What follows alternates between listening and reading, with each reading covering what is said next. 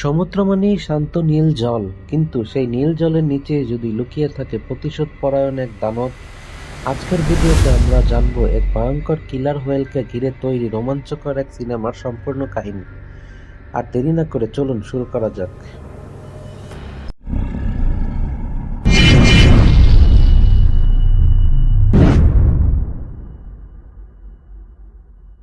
Maddie একজন প্রতিভাবান ও আবেগপ্রবণ মিউজিশিয়ান, কিন্তু এক ভয়াবহ দুর্ঘটনার পর সে মানসিকভাবে ভেঙে পড়েছে। একটি ডাকাতির সময় ম্যাডির ঘনিষ্ঠ বন্ধু চ্যাড তাকে বাঁচাতে গিয়ে নিজের জীবন উৎসর্গ করে। সেই মুহূর্তে ভুলবশত ছোড়া গুলির আঘাতে স্থায়ীভাবে ম্যাডির শ্রবণ শক্তির ক্ষতি হয়। যে সঙ্গীত একসময় তার পরিচয় ছিল, এখন সে শুনতে পারে হিয়ারিং এইডের সাহায্যে। অপরাধবোধ, শোক এবং নিজের ক্যারিয়ার হারানোর আশঙ্কা তাকে প্রতিনিয়ত তাড়া করে বেড়ায়। সেই রাতের স্মৃতি সবসময় ম্যাডিকে তাড়িয়ে বেড়ায় এবং সে নিজেকে সবার থেকে গুটিয়ে নেয়। মঞ্চে ফেরা তো দূরের কথা, নিজের ভেতরের শক্তিটুকুও যেন হারিয়ে ফেলেছে সে। ঠিক তখনই তার সবচেয়ে কাছের বন্ধু ট্রিশ এগিয়ে আসে। ট্রিশ জিন এডিটিং নিয়ে গবেষণারত একজন মেধাবী পিএইচডি শিক্ষার্থী এবং জনপ্রিয় সোশ্যাল মিডিয়া ইনফ্লুয়েন্সার। ট্রিশ বিশ্বাস করে পরিবেশ বদলই হয়তো ম্যাডির মন ভালো করার প্রথম ধাপ হতে পারে। তাই কিছু না জানিয়ে ট্রিশ পরিকল্পনা করে থাইল্যান্ড ভ্রমণের।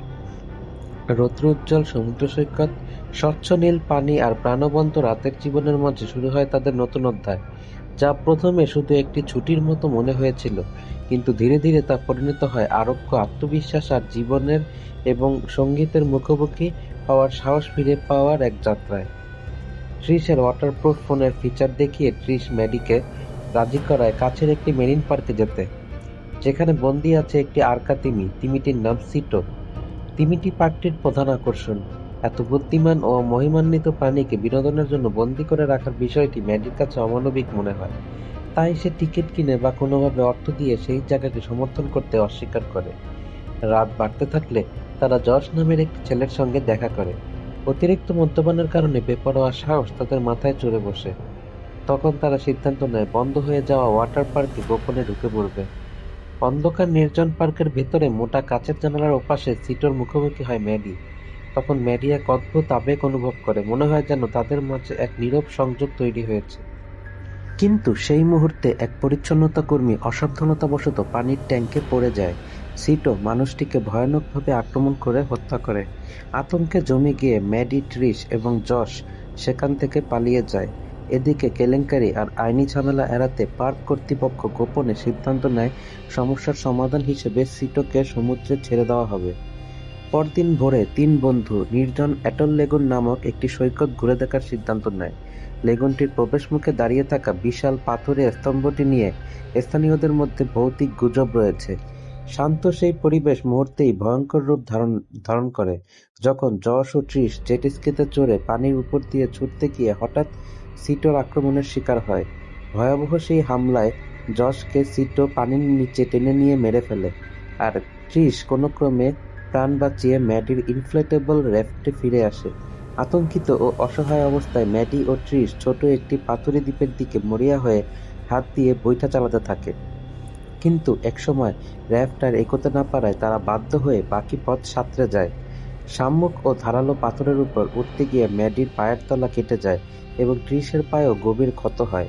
পাথরে সেই ছোট চূড়ায় আটকে থেকে তারা ধীরে ধীরে বুঝতে পারে সিটোর আচরণের পেছনে হয়তো অন্য কোনো কারণ আছে।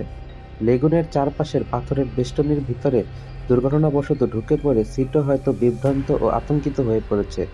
সে হয়তো মনে করছে আবারও তাকে বন্দি করে রাখা হয়েছে।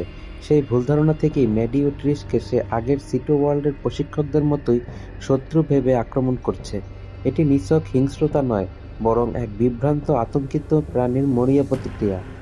পরবর্তী কয়েকদিন বেঁচে থাকার জন্য ম্যাডি ও ট্রিশ তাদের কাছে থাকা সুইংগাম ভাগাভাগি করে খায় এবং পানির নিচ থেকে অয়েস্টার সংগ্রহ করে সূর্যের তাপে গরম হয়ে প্লাস্টিকের ব্যাগে জমা পানির সঙ্গে গিলে ফেলে। উদ্ধারের আশায় তারা কাছাকাছি একটি নৌকার দিকে চিৎকার করে এবং জশের ছোট টর্চলাইট নিয়ে রাতের অন্ধকারে বারবার সংকেত দিতে থাকে, যেন কেউ তা দেখে সাহায্য করতে আসে।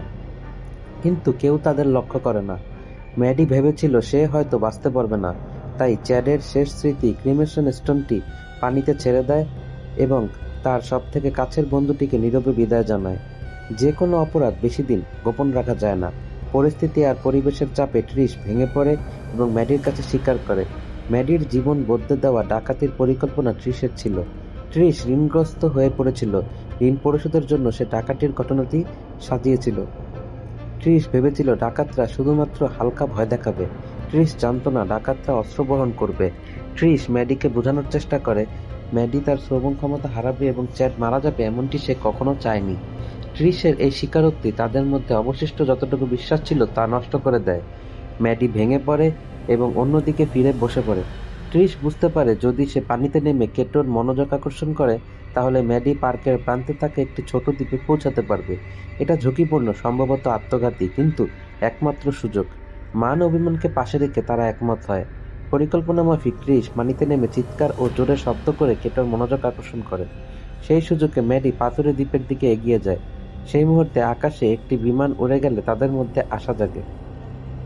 বালির উপরে ট্রিশ দ্রুত একটি বড় SOS চিহ্ন তৈরি করে, প্রার্থনা করে যেন এটি আকাশ থেকে বিমানটি দেখতে পায়। কিন্তু ভাগ্য সহায় হয় না। যখন ট্রিশ সংকেত তৈরি করতে ব্যস্ত তখন মনের অজান্তে ট্রিশ পানির কাছাকাছি চলে যায়। তখন কেটো হঠাৎ পানির মধ্য থেকে আক্রমণ করে। ভয়াবহ আঘাতে কেটো তার পা কামড়ে ছিঁড়ে ফেলে। সমুদ্রের পানি লাল হয়ে যায় ট্রিশের রক্তে। ট্রিশ সমুদ্র তীরে লুটিয়ে পড়ে। অতিরিক্ত রক্তক্ষরণে ট্রিশ সেখানেই মারা যায়। ট্রিশের শেষ কাজটি ছিল একটি আত্মত্যাগ, ম্যাডিকে বাঁচার একটি সুযোগ দেওয়া। রাতে ম্যাডির হিয়ারিং ডিভাইসের ব্যাটারি শেষ হয়ে যায় এবং সে একেবারে নীরবতার মধ্যে চলে যায়। প্রতিটি জলের ছটা, দূরের প্রাণীদের কণ্ঠ, সবকিছুই মিউট হয়ে যায়। শুধু তার নিজস্ব হৃদয়ের টিক টিক শব্দটাই ম্যাডি অনুভব করতে পারছিল। তখন ম্যাডি সেটোকে দেখতে পায় এবং ম্যাডি সিটোর সাথে এক ধরনের নীরব বোঝাপড়া করার চেষ্টা করে। তারপর ম্যাডি নিজের মনকে শক্ত করে মূল বিচের দিকে সাঁতার কাটতে শুরু করে। কিন্তু এবার সিটো আক্রমণ করে না। ম্যাডি অন্ধকার জলে ভাসতে ভাসতে অবশেষে বালুকাময় তীরে পৌঁছে। তীরে এসে ম্যাডি কাঁপতে কাঁপতে ট্রিশকে দাফন করে। তারপর ম্যাডি ট্রিশের ব্যাগ খুঁজতে শুরু করে। পানির নিচে জেট স্কিতে ম্যাডি ওয়াটারপ্রুফ ব্যাগটি খুঁজে পায়। ঠিক তখনই সিটো আবার তেড়ে আসে। ম্যাডি খুঁজতে খুঁজতে ব্যাগে একটি পিন খুঁজে পায়। ম্যাডি পিনটি সিটোর চোখে ঢুকিয়ে দেয়। ওরকা সিটো হাহাকার করে পিছিয়ে যায় এবং ঢেউয়ের মধ্যে হারিয়ে যায়। এরপর ম্যাডি পানিতে ভাসতে থাকে। সমুদ্রের ঠান্ডা পানি তার অঙ্গ-প্রত্যঙ্গকে জুড়িয়ে দেয়। হঠাৎ হেলিকপ্টারের গর্জন তার কানে আসে এবং ম্যাডি উদ্ধার হয়। কয়েক মাস পর দেখা যায় ম্যাডি স্টেজে বসে খুশি মনে মিউজিক বাজাচ্ছে। তারপর ও কোথায় কেন যেন তার মনে এক অপ্রত্যাশিত ক্ষতির স্মৃতি বহন করছে। তো বন্ধুরা, আজকের এই গল্প আমাদের শিখিয়ে দেয় প্রকৃতিকে কখনো ছোট করে দেখা যায় না। মানুষ যখন নিজের বিনোদন বা লোভের জন্য বন্যপ্রাণীদের বন্দী করে তখন তার ফল ভয়ঙ্কর হতে পারে।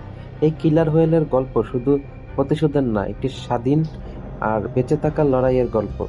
আপনাদের যদি ভিডিওটি ভালো লেগে থাকে তাহলে লাইক দিন, বন্ধুদের সাথে শেয়ার করুন, আর এমন আরও মুভি এক্সপ্লেইন পেতে চ্যানেলটি সাবস্ক্রাইব করতে ভুলবেন না।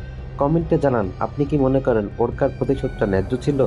আবার দেখা হবে নতুন কোনো রোমাঞ্চকর গল্প নিয়ে। ততক্ষণ পর্যন্ত ভালো থাকুন, নিরাপদ থাকুন।